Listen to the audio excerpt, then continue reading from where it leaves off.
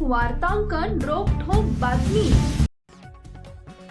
अनुसूचित जातींच्या उपवर्गीकरणाच्या मुद्द्यावरून राज्यभरात असंतोष खदखदत असताना सोलापुरात 27 जुलै रोजी आयोजित करण्यात आलेल्या महामोर्चात रिपब्लिकन सेनेचे प्रमुख आनंदराज आंबेडकर यांनी राज्य सरकारवर घणाघाती हल्लाबोल केला.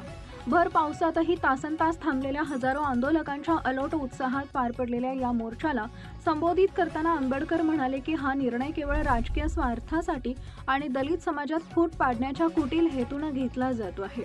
सरकारला जर आपल्या खुर्चीची काळजी असेल तर त्यांनी या विषयांची विषारी परीक्षा घेऊन पाहावी. आज देशात आणि परदेशातही जिथे अन्याय होतो तिथं सर्व जाती धर्मांची तरुण पिढी एकत्र येऊन जय भीमचा एल्गार पुकारतेय. लोकशाहीत संसद किंवा न्यायालय नव्हे तर जनताच सर्वोच्च असून सरकारच्या या मनमानी विरोधात संपूर्ण महाराष्ट्र एकवटलाय असा इशारा त्यांनी यावेळी दिला. आनंदराज आंबेडकर म्हणाले की 2004च्या 5 न्यायाधीशांच्या खंडपीठानं अनुसूचित जाती हा एकसंध घटक असल्याचं स्पष्ट केले होते. सुप्रीम कोर्टाच्या निर्देशानुसार अचूक माहिती इम्पेरिकल डेटा असल्याशिवाय असा निर्णय लागू करता येत नाही. आंबेडकर पुढे म्हणाले की देशात संसद किंवा न्यायालय नाही तर जनता सर्वोच्च आहे. आज देशात आणि जगात कुठेही जिथं अन्याय होतो तिथं सर्व जाती धर्माचे तरुण एकत्र येऊन जय भीमचा नारा देत आहेत. जनतेची इच्छा डावलून हा निर्णय लादल्यास सरकारला याचे गंभीर परिणाम भोगावे लागतील. आंबेडकरी समाजाची हीच एकजूट आणि ताकद सरकारला झुकवण्यास भाग पडेल. शेवटी इंदू मिल आंदोलनाच्या ऐतिहासिक एकजुटीची आठवण करून देत उपवर्गीकरणाचा हा प्रयत्न हाणून पाडण्यासाठी सर्व 59 घटकांनी पुढे आणि समाजानं अशीच ताकद व विचार पुढे न्यावा असे आवाहन केले. माझ्या समाजाला एका 2 वेळी त्यांनी मार्ग दाखवून दिला की अरे जग बदल घालून घाव सांगून गेले माझं भीमराव. जग बदल घालून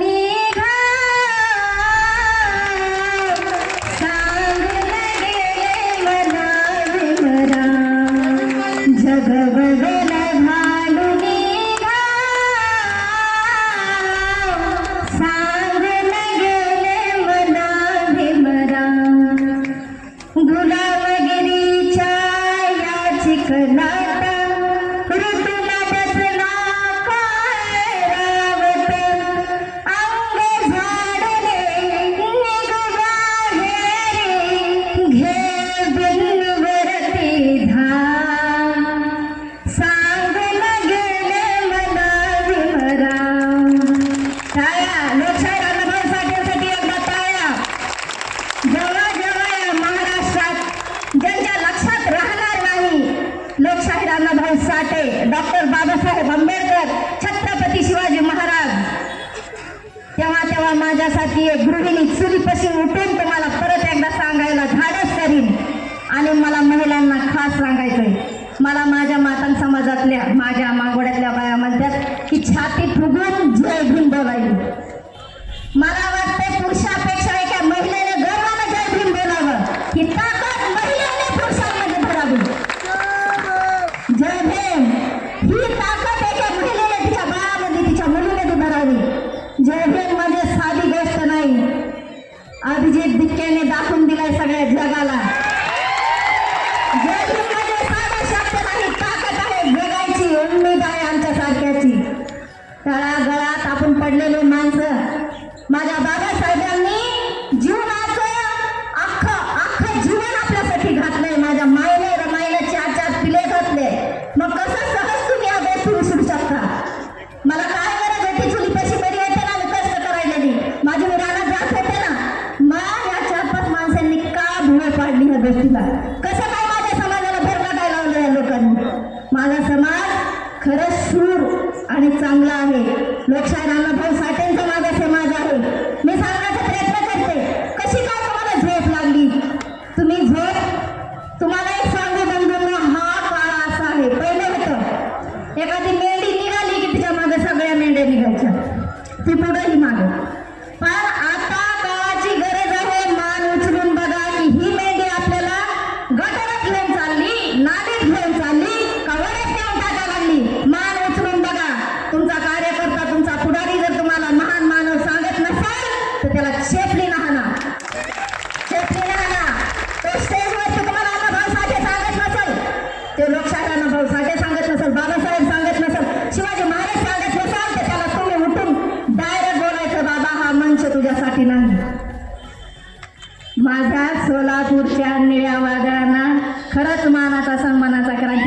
भीम श्वास रोखून धरा भान रोखून जरा श्वास रोखून धरा भान रोखून जरा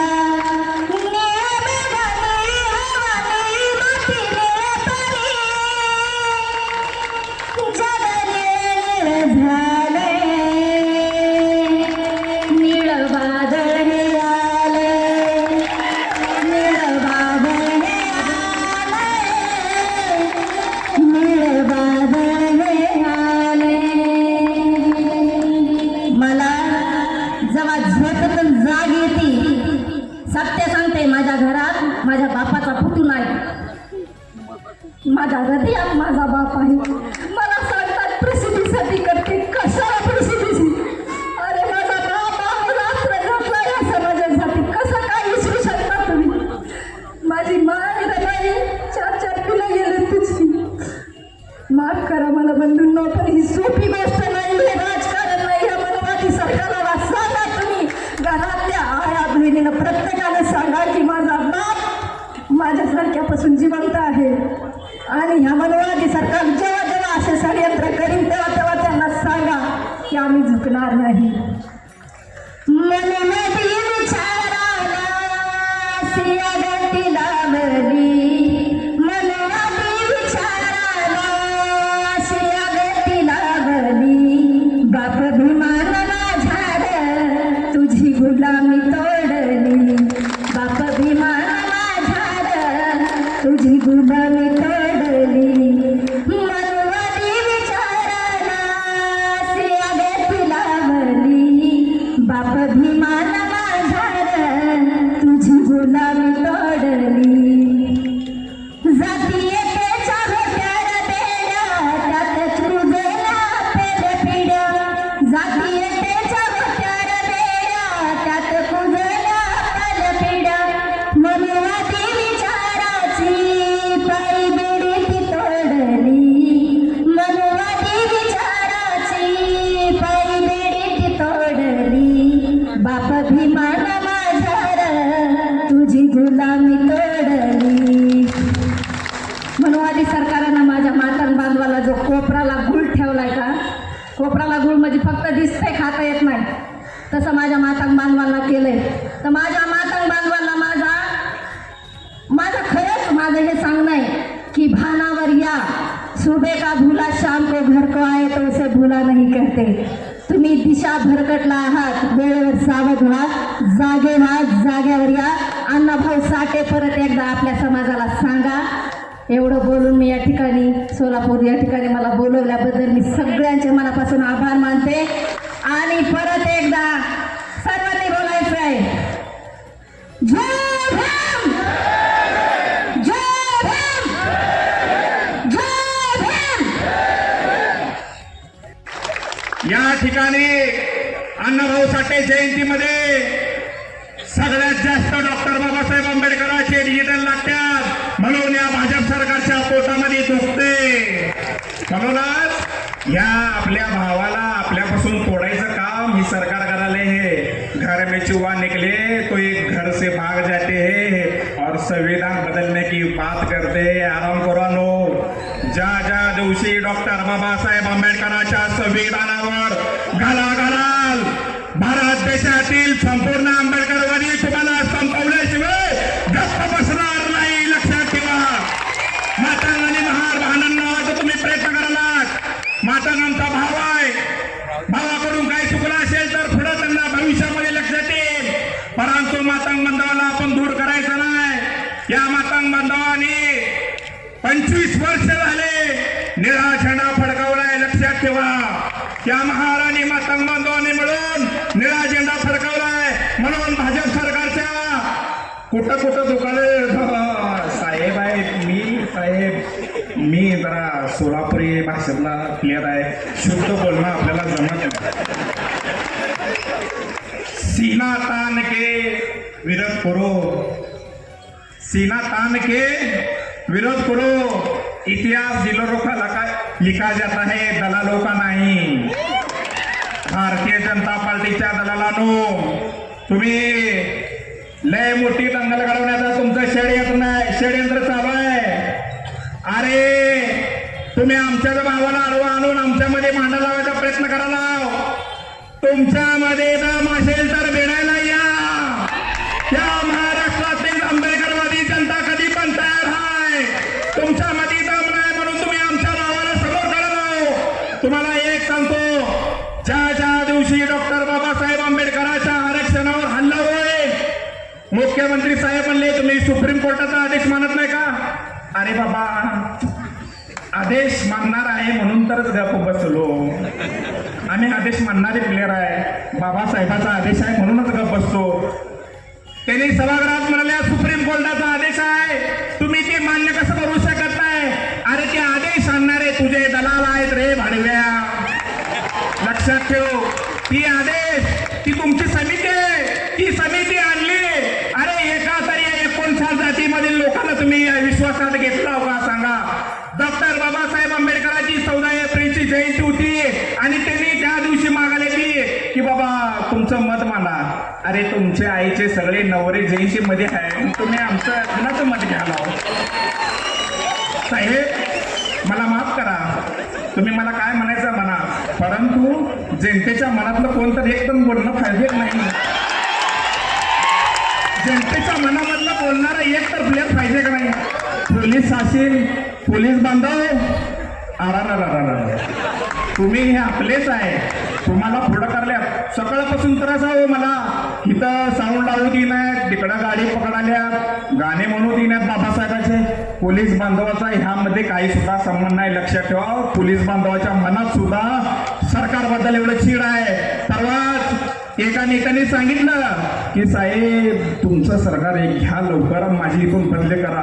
त्यांना पण बनवायचं आहे, त्याने पण वैतागल्यात, त्यांनी बघू शकत नाही.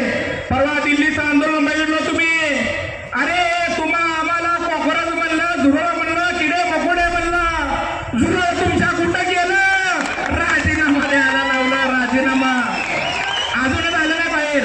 आता प्रधानने दिले, आता पंतप्रधान आहे. लक्षात ठेवा,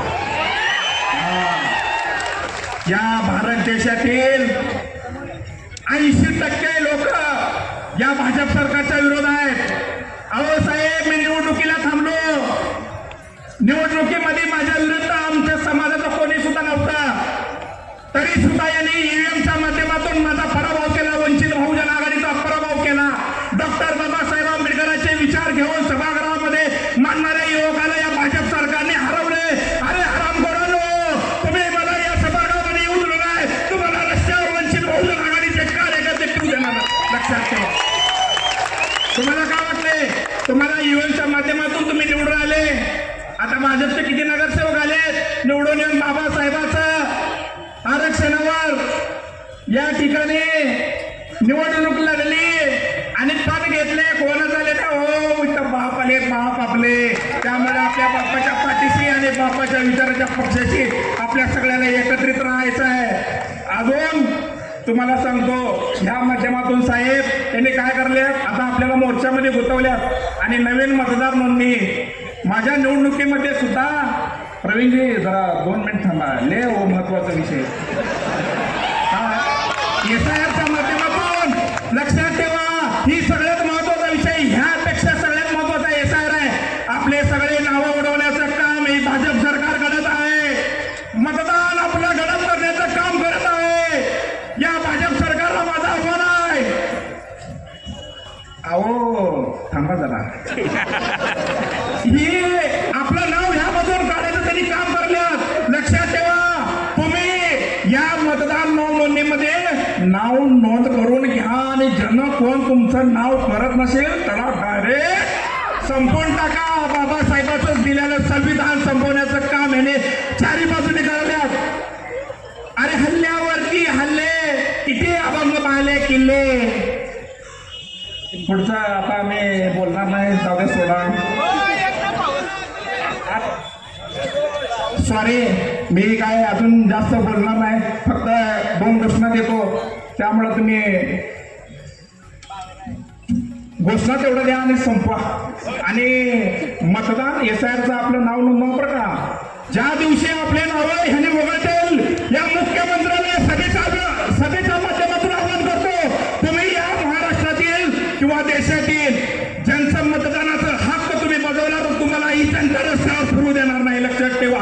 डॉक्टर बाबासाहेब आंबेडकरांचा, छत्रपती शिवाजी महाराज की,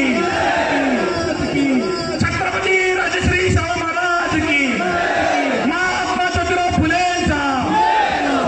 अरे DF मध्ये पुत्रा फुकला छत्रपती शिवाजी महाराजांनी युद्ध अर्ध्यातच थांबवले म्हणजे. अरे शिवाजी महाराज थकले नव्हते तुझ्या, तर आता मी बोलू शकत नाही.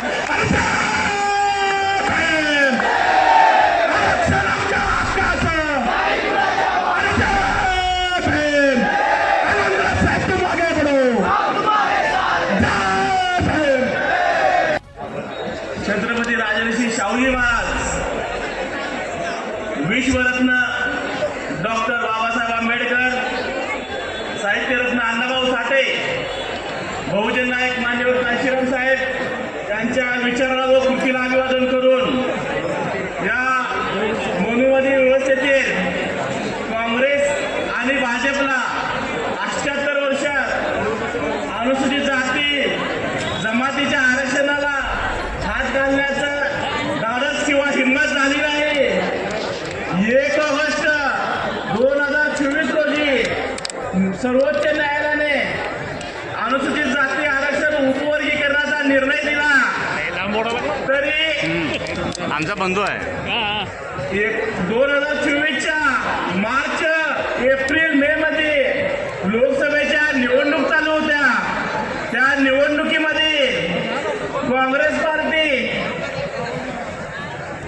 आरक्षण वाचवण्यासाठी आपली मतं घेऊन 44 खासदारावरून 99 खासदार निवडून आणले. आणि 1 ऑगस्ट 2024 रोजी उपवर्गीकरणाचा निर्णय न्यायालयाने दिला. तर भाजपच्या एक पाऊल पुढे येऊन काँग्रेसने कर्नाटकात आणि तेलंगणामध्ये आरक्षण उपवर्गीकरण लागू केले. माझ्या या 59 जातींना मला सांगणं आहे की भाजप काँग्रेस मनुवादाच्या A आणि B टीम आहेत, तर ते उपवर्गीकरण लागू करणार आहेत.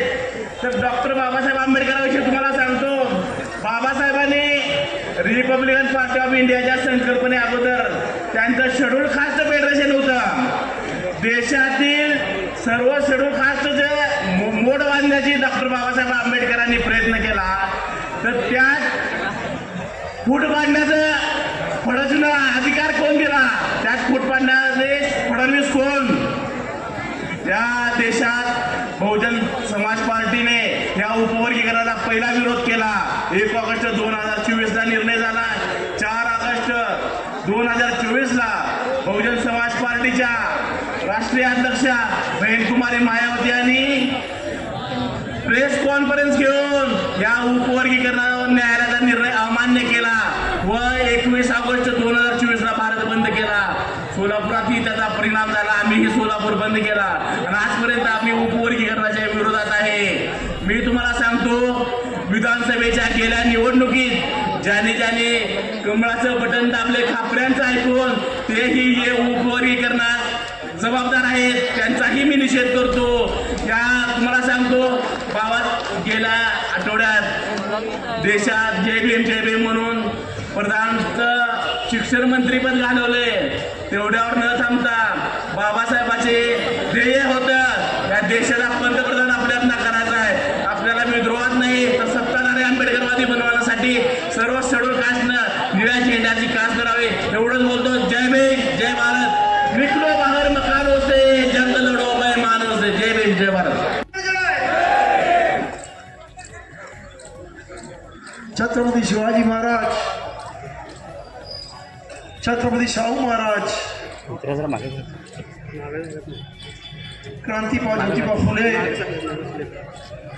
क्रांती ज्योती सावित्रीबाई फुले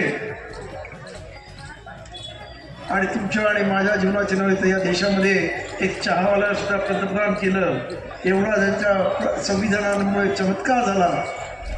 ते महामानव विश्वरत्न बोधिसत्व डॉक्टर बाबासाहेब आंबेडकर या तसंच लोकशाहीर अण्णाभाऊ साठे या सर्वांना त्रिवार वंदन करून आज या इथे माझ्याबरोबर आलेले आमच्या रिपब्लिक सेनेचे महाराष्ट्र प्रदेशचे अध्यक्ष डॉक्टर सूर्यवंशीजी, त्याचबरोबर मंचावरती चर्मकार समाजाचे नेते संजयजी खामकर, बाबूरावजी माने सध्या युती सरकारमध्ये असून सुद्धा अत्यंत द्वेषाने हा लढा लढवत आहेत ते राजकुमारजी बडोले, त्याचबरोबर या इथं मातंग समाजाचं एक नवं नेतृत्व उभरून येत आहे त्या रुक्मिणीताई लोंढे आणि खरंच मी सर्वांचे आभार मानतो आणि सोलापूरकरांना क्रांतिकारी जमीन करतो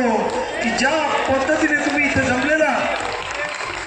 आणि एक सांगू काय कुणास ठाऊ पण जिथं जातो तिथं पाऊस मला भेटतोय. यांना माहिती आहे बाबूराव माने ना 2 दिवसापूर्वी आम्ही पिंपरीची सोडला होतो, धो पावसामध्ये दोघंही भिजलो. तर पण चांगलं आहे आज निसर्ग सुद्धा तुम्हाला साथ द्यायला तयार आहे. सोलापूरचा दुष्काळ पळवायला आज निसर्ग सुद्धा तुमच्या बरोबर आहे की तुमची मागणी रास्त आहे आणि त्यामुळं हा निसर्ग सुद्धा हा पाऊस सुद्धा तुम्हाला साथ देतोय. खरं म्हणजे आज हे जे आंदोलन आहे ते एका वेगळ्या टप्प्यावरून ठेपलेलं आहे. आज बाबासाहेबांचे एक सहकारी म्हणाले होते dead Ambedkar is more dangerous than alive आणि हे आपण सर्वांनी दिल्लीमध्ये पाहिलं. आता या देशातली तरुणाई कुठच्याही जाती धर्माची असो अन्याय झाला की जय भीम बोलते. हा जय भीमचा नारा आता अख्ख्या जगभर गेलेला आहे. आत्ताच राजकुमार म्हणून सांगितलं न्यूयॉर्कमध्ये, त्याचबरोबर जर्मनीमध्ये, ब्रिटनमध्ये अनेक ठिकाणी या विद्यार्थ्यांवरती लाठीचार्ज झाला. त्यामुळे मोर्चे निघाले आणि त्या सर्व जगभर फक्त जय भीमचा नारा आज गुंजत होता. त्यामुळे जय भीमच्या नाऱ्यामध्ये एवढी ताकद आहे की मला वाटत नाही की महाराष्ट्रामध्ये कोणाची माय व्हायची असेल की या जय भीमवाल्यांबरोबर पंगा घेण्याची.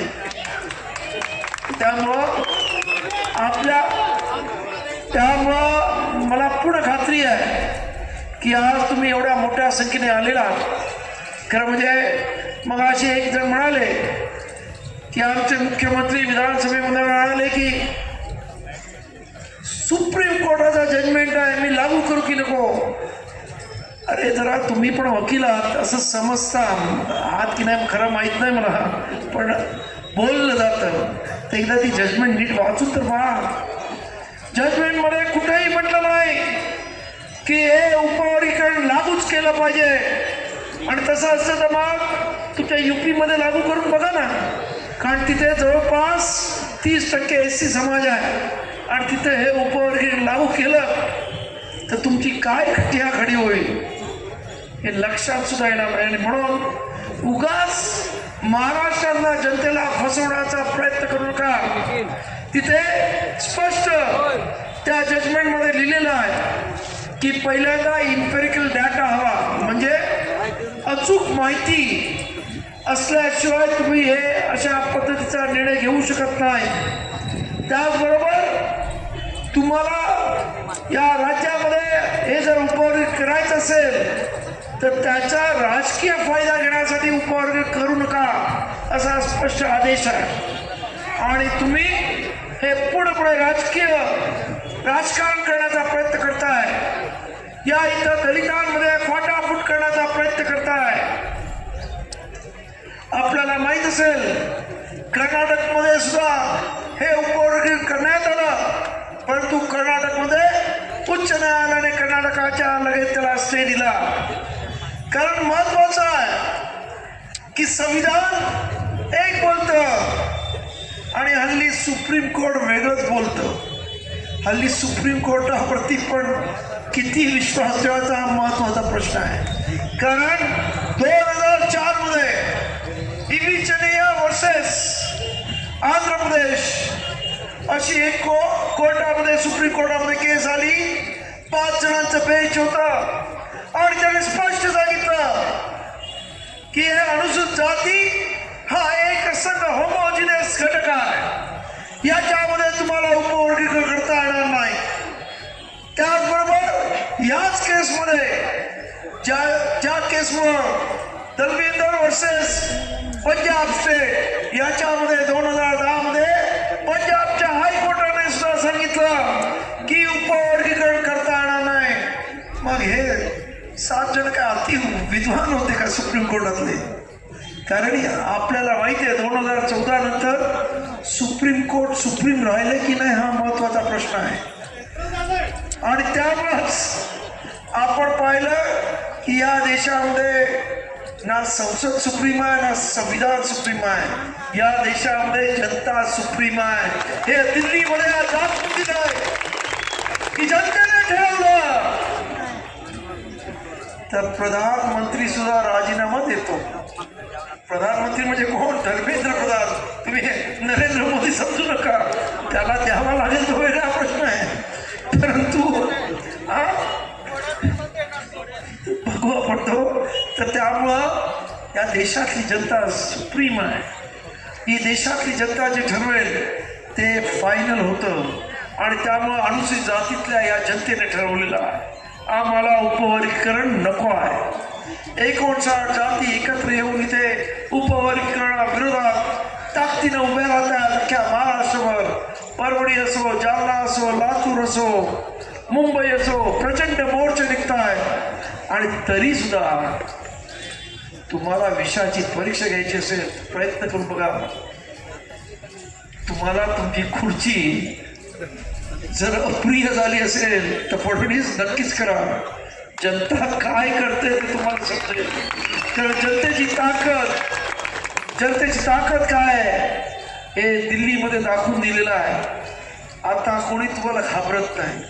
पूर्वी CBI, ED अजून वेगवेगळ्या तुमच्या पोलीस यंत्रणा याच्यामुळं घाबरण्याचे दिवस गेले.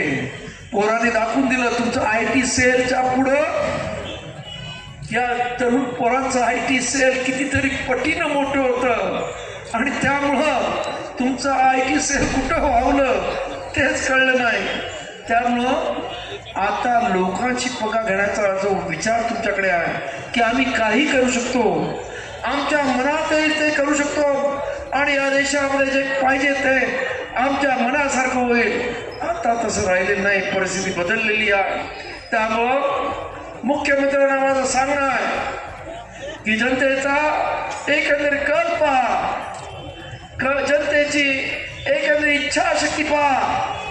जनतेला हे उपवर्गीकरण तुम्ही लादण्याचा प्रयत्न करू नका. तुम्हाला तुमचा बोलविता जरी कोणी सांगत असेल आता त्याचे ऐकण्याचे दिवस सुद्धा संपले. कारण आता या देशामध्ये खऱ्या अर्थानं संविधानाचं राज्य आलंय. या देशामध्ये खऱ्या अर्थानं भीमाचं राज्य आलंय.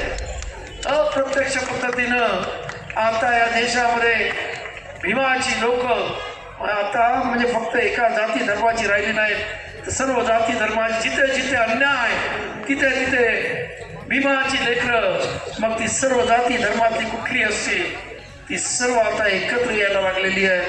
आणि हा मोठा वैचारिक विजय आहे. आज ही मंडळी प्रयत्न करत आहे की ह्या मनुवादाचे विचार परत या देशावर थोपवण्याचे.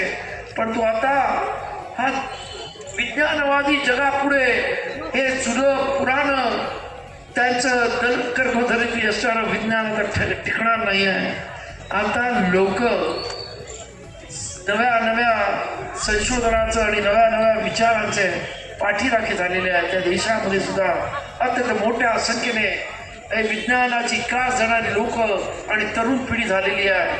त्यामुळं तुम्ही किती प्रयत्न केला की बाबासाहेबांनी फिरवलेलं हे चक्र जे या देशामध्ये पहिल्यांदा लोकशाहीचं चक्र फिरवलं ते उलट फिरवण्याचा प्रयत्न केला. परत एकदा हे परिवर्तनाचं चक्र फिरवण्याचा उलटा तुम्ही प्रयत्न करत असाल तर तुम्ही यशस्वी होऊ शकणार नाही. लक्षात घ्या. या इथं आज संपूर्ण 59 जाती ज्या पद्धतीने एकत्र आलेल्या आहेत त्याबद्दल खरं म्हणजे मी आपल्या सर्वांना धन्यवाद देतो. अनेक विषयावरती बोलण्यासारखं आहे, परंतु पावसाचा काही भरोसा नाही. आपण पण 5 तास माझ्याबरोबर या संपूर्ण मोर्चामध्ये इथे आलेला आहात. खरंच तुमच्या याच ताकदीला खरं म्हणजे लोक घाबरतात. आंबेडकर समाजाची ताकद ही एकदा त्याने ठरवलं की केल्याशिवाय तो मागे हटत नाही.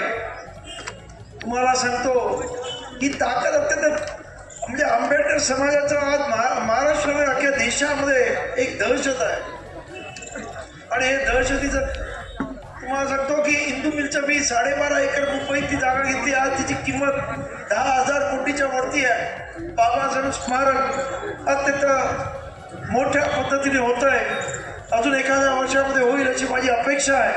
कारण सरकार हळूहळू ते करत आहे. ठीक आहे, बाबासाहेबांच्या स्मारकाच्या नावावर 7-12 झालेला आहे. आणि ते जेव्हा मी घेतलं तुमच्यासारखेच आंबेडकर भीमसैनिक माझ्याबरोबर होते आणि आम्ही तिथं मुंबई पोलीस होते, SRP होती, रॅपिड ॲक्शन फोर्स AK-47 घेऊन होते.